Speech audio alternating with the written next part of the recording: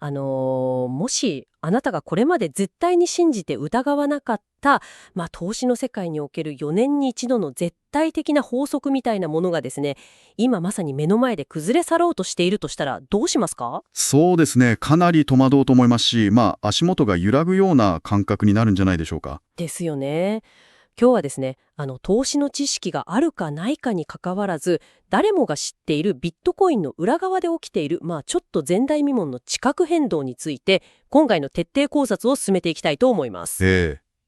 これまで、何というか、歴史は必ず繰り返すって信じていた市場の参加者たちにとって、今は本当にパラダイムシフトの真っ只中なんですよね。そうなんですよ。で、今回のセッションのミッションはすごく明確でして、2024年の1月にアメリカでビットコインの現物 ETF というのが承認されましたよね。はい。歴史的な出来事でしたね。ええ、これによって、機関投資家っていう桁違いの巨大な資本がドバッと入ってきたわけなんですけど、これがどうして誰もが信じていた4年サイクルの前倒しという異例の事態を引き起こす原因になっているのか、今日はその核心に迫りたいと思います。この変化ってあなたが暗号資産を持っているかどうかに関わらずすごく重要なんですよ。あ、それはどうしてですか？世界最大級の資金がどうやって動いて既存のルールをどう書き換えていくのかを知るっていうのはですね、現代の複雑な経済の波を読み解く上で、最強の武器になるからです。なるほど。ゲームのルールが変わる瞬間を観察できる絶好のチャンスってことですね。いやー、ワクワクしますね。じゃあ早速、大前提のところから整理していきましょうか。そもそも、なぜウォール街の大人たちが参入してくるまで、ビットコイン市場には4年サイクルなんていう、魔法のような法則があったんでしょうか。その根幹にあるのが半減期と呼ばれるシステムなんですよ。半減期ですね。ニュースでもよく聞きます。ええ。これはですね、およそ21万ブロックが生成されるごとに、つまり時間にして約4年ごとに、ビットコインのネットワークを支えているマイナーへの報酬が自動的に半分になるっていう仕組みなんです。勝手に半分に減らされちゃうんですね。そうなんです。2012年、2016年、2020年、そして2024年と全くプログラムされた通りに実行されてきました。4年ごとに新しく発行されるビットコインの量が強制的に半分にされるわけですよね。でもなんでそんなめんどくさい仕組みが最初から組み込まれているんですか？そこにはですね、法定通貨に対する強いアンチテーゼがあるんです。アンチテーゼ。うん。はい。今までの中央銀行のシステムって必要になれば無限にお金を張れるじゃないですか。そうするとどうしてもインフレが起きて通貨の価値が目減りしてしまいますよね。確かに物価もどんどん上がってますしね。ええ。それを防ぐために発行上限を2100万枚にピタッと固定して、さらに市場に供給されるペースを段階的に絞っていくっていうアルゴリズムをもう絶対に変更できないルールとして刻み込んだんですよ。なるほど。意図的に希少性をコントロールしているわけですね。なんかスニーカーの限定モデルで想像してみるとすごくわかりやすい気がします。ああ、スニーカーですか。面白いですね。つまり世界中に熱狂的なファンがいて需要はずーっと高い状態なんですよね。それなのに工場側が4年ごとに今年から生産ラインを半分に減らしますって宣言するようなものです。まさにその通りです。当然新しく市場に出回る数が減るわけですから、今あるものの価値がドンと跳ね上がる。ええ。ここで非常に興味深いのはですね、そのスニーカーの例えで言うと、工場が生産を半減させた直後に価格が上がるわけじゃないんですよ。違うんですか？すぐ上がりそうですけど。徐々に市場の在庫が枯渇していって、買い手の競争が激しくなってから、翌年に価格のピークを迎えるっていうのが過去の明確なパターンだったんです。ああ、翌年なんですね。ちょっとタイムラグがあるんだ。そうなんです。実際に過去のデータを見ても、2012年、2016年、2020年の半減期に対して、見事にその翌年である2013年、2017年、2021年に強烈な価格上昇の波が来ているんですよね。なるほど。だからこそ私たちみたいな一般の投資家はよしよし、次の半減期の翌年も同じように爆上がりするだろうってカレンダー通りに考えていたわけですね。ええ、その通りです。でもちょっと不思議なんですけど、そもそも機関投資家っていうプロ中のプロが参入してくる前は、一体誰がそんな莫大なお金を動かしてこの大きなサイクルを作っていたんですか？それはですね、非常に鋭いポイントです。果たしてその過去の市場に今のようないわゆる機関投資家は存在していたでしょうか？いや、いなかったんじゃないですか？ウォール街はずっとビットコインを怪しいって言って避けてたイメージがあります。はい、大正解です。過去の市場を牽引していたのは、主に個人投資家とか、一部のアーリーアドプター、あとは小規模な暗号資産特化型のファンドくらいだったんですよ。ということは、過去のものすごい劇的な価格上昇って、世界規模の機関投資家抜きで、純粋な供給ショックと個人の熱狂だけで起きていたってことですか？ええ、完全に自己完結していたんです。年金基金とか保険会社みたいな巨大なクジラたちは、買いたくても規制やセキュリティの壁があって、直接参入できなかったんですよね。なるほど。ここからが本当に面白いところなんですが、じゃあ、そのプロ中のプロたちの桁違いの資金が、ついに方法的に流れ込んでくるようになったのが、2024年1月の現物 ETF 承認っていうパラダイムシフトなわけですね。そういうことです。ブラックロックなどの超巨大な運用会社が、ついに重い腰を上げたわけです。現物 ETF ってニュースとかで毎日みたいに聞きますけど、具体的に何がどうすごいのか、もう一歩踏み込んで教えてもらってもいいですか？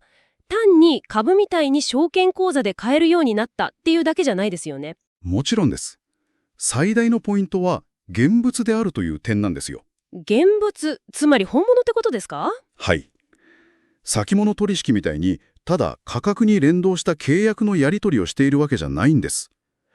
ETF の運用会社は、投資家から集めた資金を使って、文字通り実際のビットコインを市場から買い上げて金庫に保管しなければならない仕組みなんです。おー、なるほど。つまりただ帳簿の上の数字が動いているんじゃなくて、彼らに資金が流入するたびに本当に市場からビットコインがごっそりと吸い上げられてロックされていくんですね。ええ、これが市場に与えるインパクトは本当に計り知れません。現物 ETF は既存の供給量すらも急速に枯渇させていく、巨大なブラックホールとして機能し始めたんですよ。ちょっと待ってください。それならより一層半減期の翌年の爆上がりが強烈になるだけじゃないんですか？株の世界だと機関投資家が入ってくると市場が安定してつまらない相場になるイメージがあるんですけど、なんでわざわざここでサイクルが前倒しになるとか形が変わるなんていう不穏な議論が出てるんですか？ここでですね、今回集めたリサーチの核心部分である可視化の力が効いてくるんです。可視化ですか？ええ。機関投資家ってただ大量の資金を抱えて無邪気に市場に参入してきたわけじゃないんですよ。彼らは過去の市場には存在しなかった完璧なデータを武器にしているんです。完璧なデータって何が見えているんですか？暗号資産にはオンチェーンデータという強力な情報源があります。これはブロックチェーン上に記録された世界のすべての取引履歴です。そこに加えて毎日公開される ETF の資金の流入と流出のデータが合わさるんです。はは、なるほど。つまり誰がいつどこで買ったり売ったりしているのかがリアルタイムで丸見えになっていると。金融市場における究極のガラス張りの帳簿が彼らの手の中にある状態ってことですね。まさにその通りです。これまでのサイクルでは誰が動いているのか不透明なまま、みんな暗闇の中で手探りで踊っていたようなものでした。でも今はプロの足跡が完全に見えるようになったんです。うわー、それはすごいですね。巨大な資本を持ったプレイヤーたちがステージ全体を強力なスポットライトで照らし出しているようなものですね。そして彼らは単にステージを見ているだけじゃありません。プログラムされたアルゴリズム取引を駆使して、私たち個人投資家がそろそろ半減期だから買おうかなって動き出すパターンを先読みして、自動的かつ冷酷に先回るんです。先回り、いわゆるフロントランニングってやつですね。私なりにちょっと考えてみたんですけど、これって遊園地の波の出るプールみたいなものですよね。波の出るプールですか？ええ。これまでの市場って定期的に来る人工の波を楽しんでいるサーファーたちだったんですよ。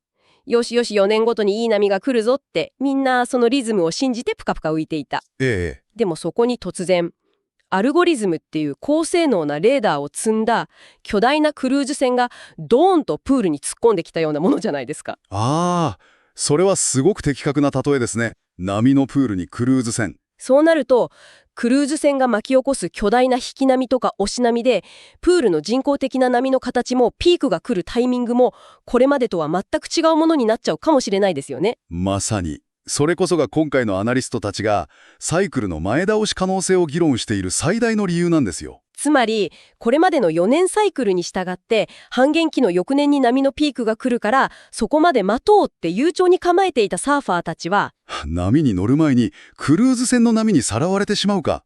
あるいは気づいた時にはすでに最大のピークが過ぎ去った後かもしれないんです。うわー、それは怖い。